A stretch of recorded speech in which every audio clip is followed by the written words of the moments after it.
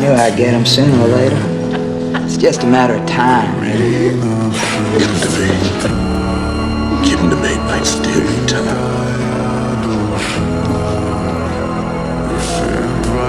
What the hell? Please, John. Help him. Please, Johnny, help him.